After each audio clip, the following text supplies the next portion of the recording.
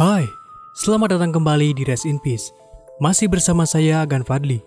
Di episode Kupas Misteri kali ini, kita akan bahas tentang perbedaan Lawang Sewu dulu dan kini. Sebelum menonton video ini, silahkan tekan tombol subscribe dan jangan lupa untuk menyalakan notifikasinya agar mendapatkan update video horor terbaru dari channel Rest in Peace. Dan silahkan disimak videonya, and welcome to my world.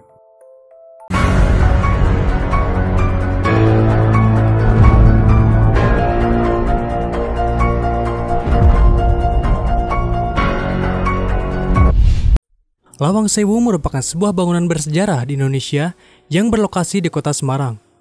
Sejarah Lawang Sewu tidak lepas dari sejarah perkeretaapian di Indonesia karena dibangun sebagai head of kantor van de Nederland Indisch Spoorweg Maatschappij atau biasa disingkat dengan NIS, yaitu sebuah perusahaan kereta api swasta di masa pemerintahan Hindia Belanda yang pertama kali membangun jalur kereta api di Indonesia dan menghubungkan kota Semarang dengan Voorst-Landen atau Surakarta dan Yogyakarta. Masyarakat setempat menyebut bangunan tersebut dengan nama Lawang Sewu karena bangunan tersebut memiliki pintu yang sangat banyak dan juga bangunan ini memiliki banyak jendela yang tinggi dan lebar, sehingga masyarakat setempat sering menganggap jendela tersebut sebagai pintu atau dalam bahasa Jawa biasa disebut juga dengan lawang. Meskipun pada kenyataannya jumlah pintu yang ada di Lawang Sewu tidak 1000, melainkan hanya 429 pintu dengan daun pintu lebih dari 1200. Sebagian pintunya memiliki 2 daun pintu dan sebagian lagi memiliki 4 daun pintu yang terdiri dari 2 daun pintu jenis ayun dengan engsel ditambah lagi dengan 2 daun pintu jenis sliding door atau pintu geser. Hal ini juga tidak lepas dari usaha para arsiteknya untuk membangun gedung kantor modern yang sesuai dengan iklim tropis kota Semarang. Semua bahan bangunan didatangkan dari Eropa kecuali batu bata, batu alam, dan kayu jati. Tidak heran jika kita berada di sana, kita akan merasakan arsitektur gaya Belanda. Gedung utama Lawang Sewu memiliki 3 lantai lengkap dengan 2 sayap bangunan yang melebar ke bagian kanan dan kiri. Jika kita memasuki gedung utama, kita akan menemui tangga besar membentang di hadapan kita yang menuju ke lantai 2. Di antara tangga tersebut, terdapat kaca panel berukuran besar dengan gambar 2 wanita muda. Kaca yang terbagi menjadi 4 panel besar ini mencerminkan cerita eksploitasi besar-besaran hasil alam Nusantara ini. Flora dan fauna kita diangkut dengan kereta dan dikumpulkan di kota-kota pelabuhan Pulau Jawa sebelum diperdagangkan di dunia untuk memperkaya Belanda dan keluarga kerajaannya di bawah perlindungan Dewi Fortuna. Dan untuk penjelasan detailnya adalah sebagai berikut. Jadi pada bagian panel tengah bawah berjajar Dewi Fortuna, yaitu Dewi Keberuntungan, yang menggunakan baju merah. Kemudian di bagian tengah ada roda bersayap yang melambangkan kereta api. Dan di sebelah kanannya ada Dewi Sri, yaitu Dewi Kemakmuran suku Jawa. Kemudian panel di atasnya adalah tumbuhan dan hewan yang menggambarkan Nusantara sebagai negeri yang kaya akan hasil buminya, berikut dengan simbol kota-kota dagang seperti Batavia, Surabaya, dan Semarang. Dan juga simbol kota-kota dagang Belanda yakni Amsterdam, Rotterdam, dan Den Haag yang berderet di panel kiri. Dan untuk di panel kanan menampilkan ratu-ratu Belanda. Tidak hanya berhenti sampai di situ. Dari sisi arsitektur, gedung ini dibangun tanpa menggunakan semen, melainkan dengan adonan bligor, atau ada juga yang menyebutnya PC, yakni istilah lokal untuk menyebutkan campuran pasir, kapur, dan batu bata merah. Kelebihan bligor dibanding dengan semen adalah bangunan menjadi tidak mudah retak, dan tak heran jika tidak ditemukan retakan di Lawang Sewu. Bligor juga lebih awet dan menyerap air, sehingga ruang di dalamnya terasa sejuk. Bangunan yang menjadi saksi bisu kelamnya masa penjajahan Belanda membuat Lawang Sewu menjadi tempat yang penuh misteri di Jawa Tengah. Terlebih lagi bangunan itu menjadi saksi sejarah tempat bertempurnya para pahlawan tanah air untuk mengusir para serdadu Jepang yang terakhir berkuasa, termasuk saksi bisu ribuan pejuang Indonesia yang disiksa di lokasi itu.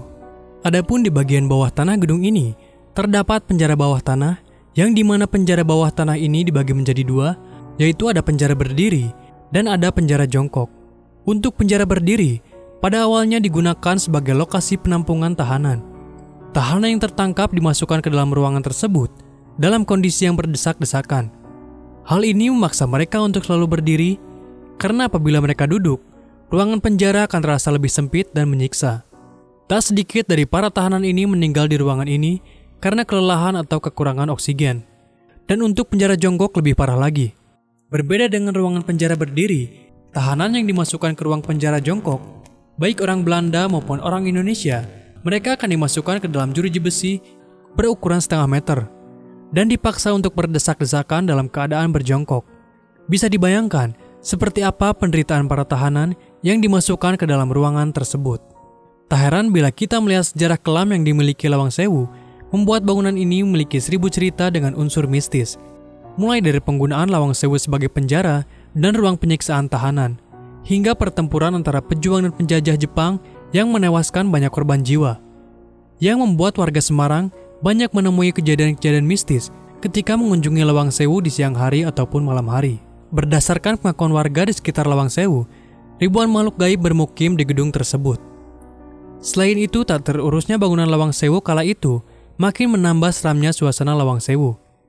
Lantai yang kotor, cat dinding yang terkelupas, serta kurangnya penerangan membuat kesan yang menyeramkan. Adapun cerita mistis menurut warga sekitaran Lawang Sewu, diantaranya dari dalam gedung tersebut, seringkali terdengar jeritan-jeritan suara perempuan yang diperkirakan jeritan itu bersumber dari jeritan noni-noni Belanda. Bahkan, setiap muncul jeritan, pasti disusul suara derap sepatu laras tentara Belanda dan Jepang. Tetapi suara jeritan itu diperkirakan adalah jeritan noni Belanda yang ketakutan tatkala melihat aksi pembantaian Jepang terhadap tentara Belanda.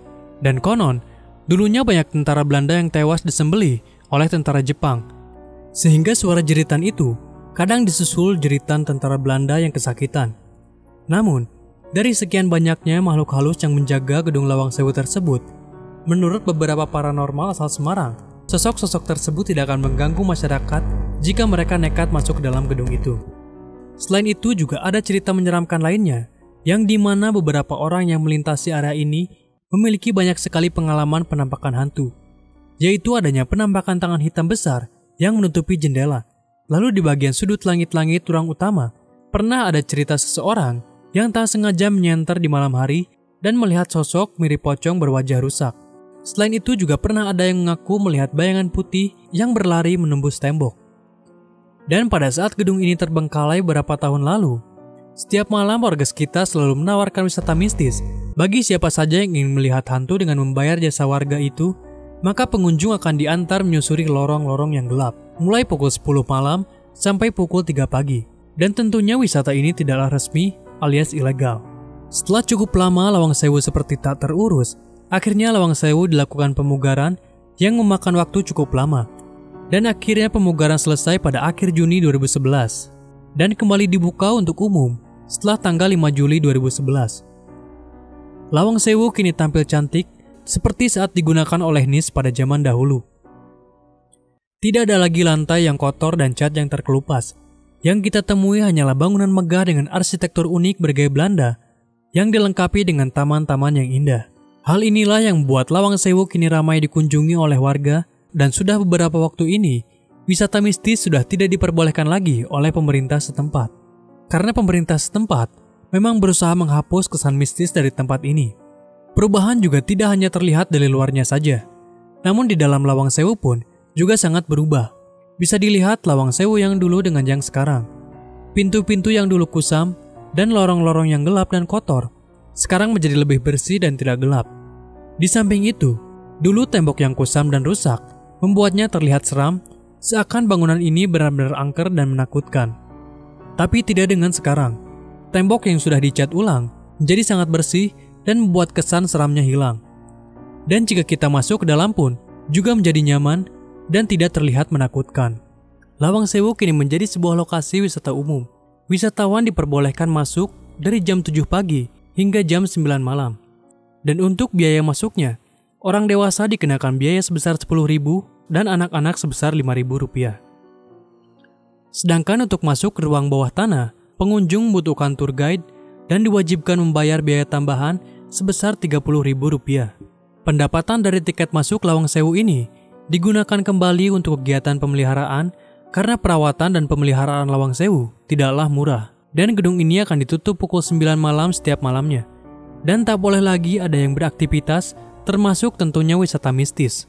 Jadi kesimpulannya adalah, Lawang Sewu yang dulu sangat terlihat berbeda dengan saat ini. Pada saat dulu kesan antik dan mistis masih sangat kental. Terlihat dari tampilan bangunan kuno yang memiliki tembok kotor dan rusak, seakan tidak ada yang merawatnya. Lawang Sewu terkenal dengan cerita mistisnya, dan banyak yang beranggapan bahwa Lawang Sewu merupakan bangunan angker. Bahkan banyak yang menyebutkan Lawang Sewu termasuk daerah terangker di Indonesia. Namun semua itu hanya kisah dari sepenggal pengalaman orang saja. Dan seiring berjalannya waktu, Lawang Sewu juga semakin diperhatikan, terbukti dengan perubahan yang terlihat sekarang. Lawang Sewu tampak lebih segar dan bersih setelah dicat ulang dan dirawat. Kesan angker mistis dan penuh misterinya pun seakan sirna. Namun, perubahan itu tidak merubah dari pesona Lawang Sewu yang antik ini, yang membuatnya tetap menjadi destinasi favorit di kota Semarang. Dan itulah pembahasan tentang perbedaan Lawang Sewu dulu dan kini. Jangan lupa untuk like and share jika Ganatsista suka dengan video ini. Tonton juga video-video horor lainnya di channel Rest in Peace. Sampai jumpa di episode berikutnya, dan selamat bermimpi buruk.